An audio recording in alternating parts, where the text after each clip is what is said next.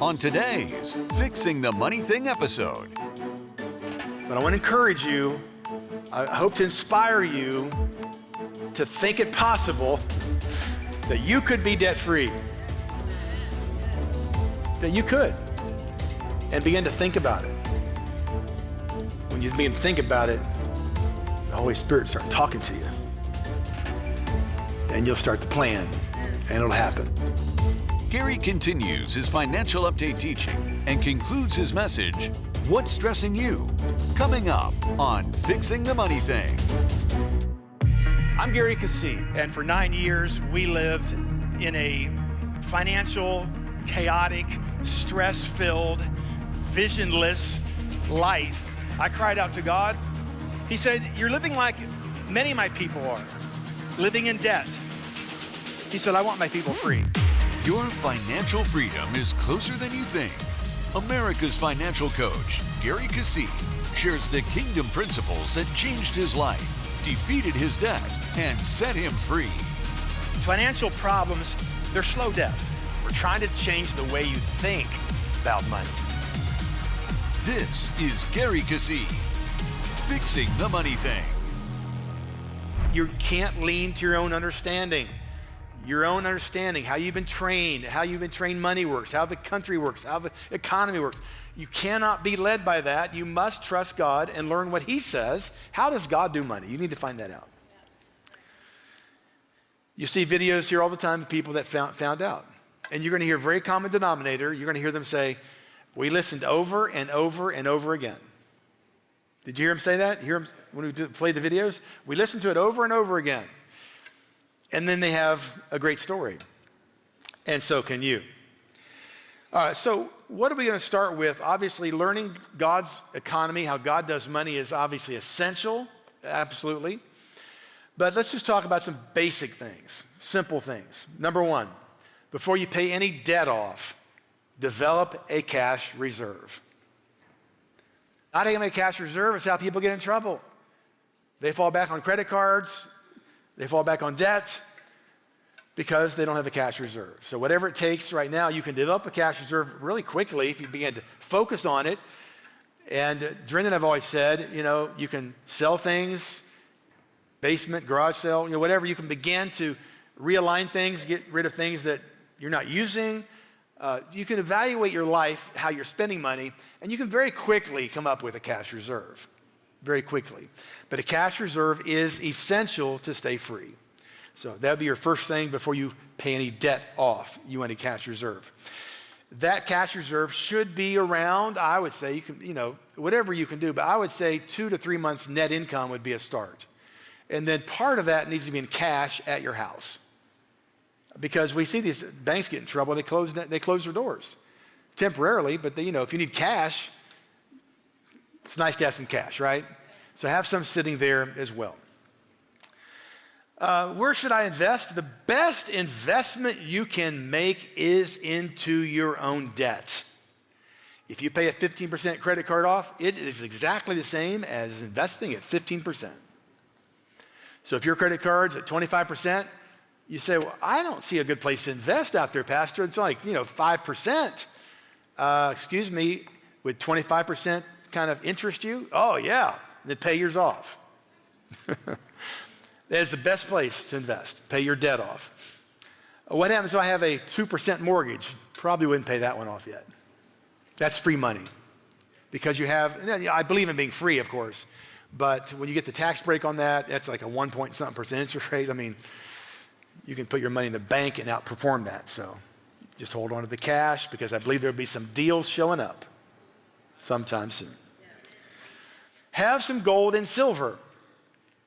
Gold, for the history of mankind, has always been a safe haven for troubled times because gold is real. It's not paper, and it has value to it. And so it's like an insurance. If the market blew up, dollar started to collapse, gold was going to go up. So have some, not a ton, because it doesn't pay interest, but have some as just as a go-to safety net, gold and silver. And you keep it at your house.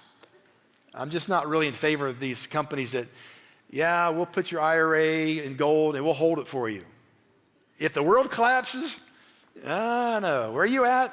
Oh, you're over what country? Whatever. It's just like, I want to hold that gold. I want to get to it, all right? All right. Now, here's a clue how to invest. You answered it based on what I'm going to tell you. The average cost for a home in 1996 was $140,000. In this year, it's $429,000. That is an increase of 306%. Talking about gold in 1996 was at $765 an ounce. Now it is at $2,503 an ounce, which is a 328% increase. So let me ask you, do you want to hold paper dollars or do you want to hold an asset that's appreciating? You want to long-term money. Now your short-term money can be in the bank, we'll talk about that, but long-term money needs to be in an asset that's going to keep up with inflation. All right, so you can see these assets increased, and so that's what you want to try to do. Long-term investing is invest where your assets are increasing. Banks are great.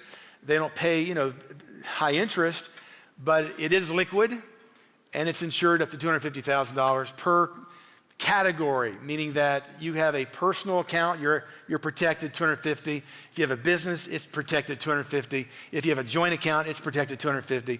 And if the bank would fail, they're supposed to have the money back in your account within 2 days. So it's a good place for short-term money. Interest rates may not be great for long-term money, but it is something that you want to make sure you have some there. And I always would probably put your cash reserve there so you can get to it and know that it's there. Okay? Ready to go on? Okay. All right. Now, in troubled times, how do you approach your money? The Royal Bank of Scotland, in their newsletter to their clients, they missed it, but they did hit it with one statement I felt like. They said, sell everything except quality bonds. This is about return of capital, not return on capital. When the market is crashing, you would like to know you're not participating in the crash. In a troubled time, sometimes it's not about trying to make money as much as it's trying to avoid losing money. And so that determines sometimes how you put your money in some places that are safe. And certainly you want to make sure you have some safe money that will not be subject to huge crashes. But there are many, many products coming out over the last few years that enable you to do that. I'm going to show you one here. This is a graph of a product like this. The blue line, like the ladder, is your money. The red line is the S&P 500. Notice the first 4 years, the client put the money in there and he made zero. The blue line did not move up, did it? Zero. But you know what? He is shouting for joy because he just avoided a 40% drop. Do you see that? He's happy, he's sleeping, he knows his money's safe, but he knows the market's going to go back up. When it goes up, these products move up with the market and catch the up movement, which then is locked in as part of their permanent principal. They do not participate in any down cycle. You'll see in this troubled time, this was years through some troubled times there, you'll see that these products preserve the wealth and beat the S&P. So there's products out there like that. So you need to take the time to research and figure out where you can put your money that you can avoid. I'm not saying that a crash is going to happen big time, but I can say a correction is going to happen. I mean, we have to have a correction. We have to. What about real estate? How about that? You can always make money in real estate if you know what's going on. There's the key. Okay, let's talk about interest rates are heading down, right? The Fed's this month going to vote to lower interest rates. Their goal is to drop rates by 1.25 over the next 12 months. So there's 6.4 now for a 30-year fixed, and then it's going to drop maybe 5.2, which is not bad. I owned a mortgage company for 10 years, and it was at 9% when I opened my office. And then it kept dropping down. But the point I'm making is real estate, you got to know what you're doing, right? New Albany's a little different. Why is that? We all know why is that. Right next door, across the streets, why is that? We have billions of dollars coming into New Albany right now, and Intel, big companies, they say we will need 100,000 new homes in 25 years, through the next 25 years. So if you're a real estate agent, you think, okay, this is going to be a bubble. This is going to be a different scenario than somewhere else in the country, right? Because so much money is coming in here. People are coming in here. They need houses. So real estate could be a good buy. Flipping houses here could be a good buy, right? But you still have timing and things like that. Now, who heard about Intel in the paper? You read about Intel? They're having some trouble making profit. But understand that this factory will go on. Even if they adjust other factories, they said, because you paid for it. This factory, you gave them $8.5 billion to build it with tax dollars. So it will be completed. So don't worry about it. It will be there. But anyway, so New Albany that's going to happen. So, I'm just saying real estate. But the problem with real estate, it's not liquid, right? So you don't want all your money in real estate because if something happens, you need liquidity. And you still have the market issues to deal with. But real estate can stay well ahead of inflation over time. So we all know a lot of people have made a lot of money with real estate, but you got to be careful with it. Let's see, what else do we want to talk about? Owning a business, how about that? I got my latest book, Open for Business, came out. And in the book, I state that a business allows you to create as much wealth as you want to because you're in charge. A farmer can plant as much seed as he wants to. A business can make as much money as they want to. Right? So, in a downtime, there is great money to be made. Do you remember when the wall fell in Germany, when the Russian ruble collapsed, and the Soviet Union was broken in pieces? Do you remember that? The ruble collapsed. It was worth almost nothing. So what did the people do? They began to create ways to trade and barter, black market. And because that was the first time they were allowed to actually own a business, they were thrilled. And during that season, Moscow had more millionaires than any other city on planet Earth. Well, I thought you said the whole thing collapsed. It did, thank God. It did. But these people were just waiting for an opportunity to be in charge of their own life. And so black market, whatever market, people are going to buy things, right? I mean, people have to eat. My dad owns a pizza shop. He's in heaven, but, we were in the pizza business. He always said, this pizza shop is recession proof. He said, because people love pizza, they're always going to eat. They may forego other things, but they will not forego pizza. And he was right. It always, no matter the economy, people eat pizza. So you have to know what is not what's moving, what's not moving, what's safe, what people, you got to know some things about the business world. But you can open a business, a lot of money can be made in a down cycle. For instance, you haven't heard the video yet. You're going to hear in the video how they made a lot of money in the down cycle. Why don't we look at that right now? You want to do that? We'll come back and talk about it, but pay attention to what they did in a down cycle and how they came out of it. Let's listen. We had a real estate business. I had semi-retired pretty much at age 38, and all I was doing was fixing and flipping and being a landlord. That's what I did. And when the market crashed back in 2008, we hung on for as long as we could, drained all my 401k from back when I was working to try to keep the business afloat and so on and so forth, but we just couldn't maintain. Turn around and look, we're over $1 million in business debt. Actually 1.2 is where we ended up being there, and over 100,000 in personal debt. That was overwhelming. I mean, you don't want to answer the phone, you don't want to open the mailbox, you don't want to, you go into this shell or into this bunker mentality that, I've got to protect myself, I got to protect the family, of course, as well. And how do I do this? Our children, it was difficult on them because they grew up, their early life was, we were going to Disney, we're doing this and we're doing all that and having a great time. And then all of a sudden, the new car's gone, we're driving an old truck, we're, those kind of things that just, kids want us to drop them off at school around the corner.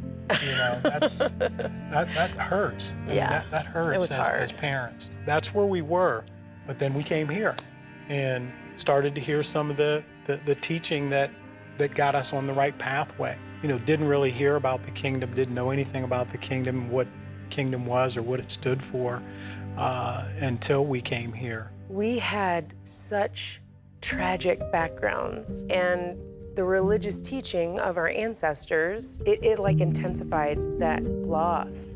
When we got here, it was like going from kindergarten to college.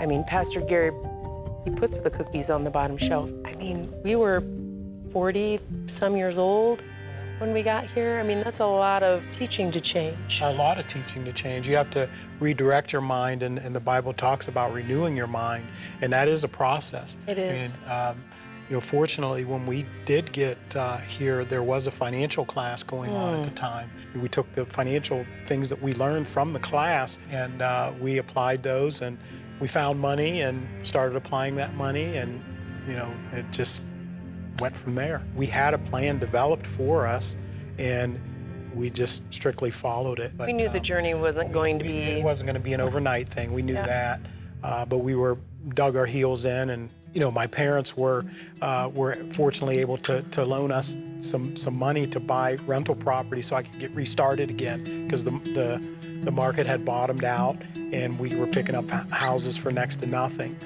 So we had entered into an agreement with them, and we had those properties for 7-8 years. And they were just generating money, month after month after month. And we took that money, applied it, and did everything we needed to do there. And then one day the Lord said, you need to sell those houses. And I was like, I don't want to sell those houses. And but if you sell the houses, you can be debt free. That was a big thing. So we sold the houses. Within a short period of time, we were not only debt free from our business, but debt free from our personal life as well. Yeah. For us to walk out how we did it, we learned a process, and we stuck to the process. And we're not going to be swayed in any way, because we were persuaded that, this is our Father. He said that He was going to take care of us, and every time that we needed something, what we needed was there. When you don't have so many things on your plate as far as debt and being concerned about those kind of things, it opens up your mind to receive ideas and receive concepts and receive things that you can do.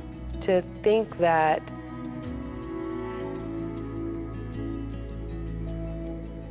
just 8 years ago,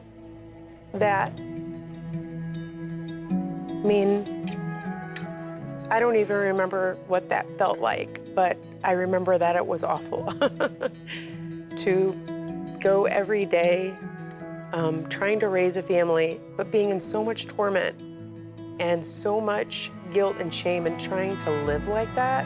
I mean, $1.2 million in business and over $100,000 in personal, and tragedies all in our past. And we're sitting here today, free people.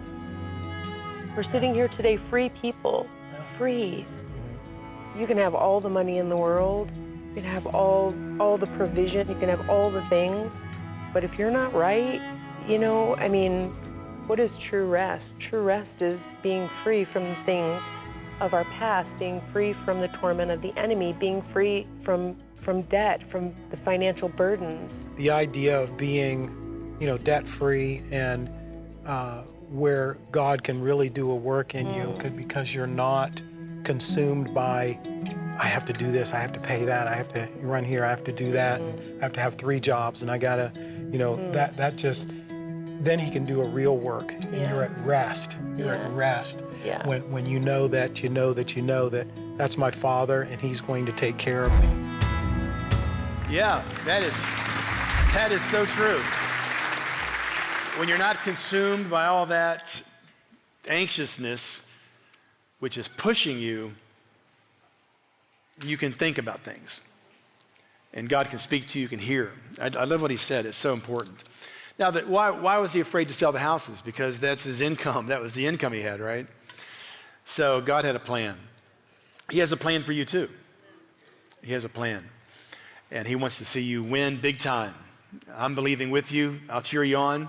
But it is possible. See, people they just think they can live that way. Just ask someone. Say, are you out of debt? They'll say, oh yeah. Sometimes, yeah. Yeah, we're out of debt.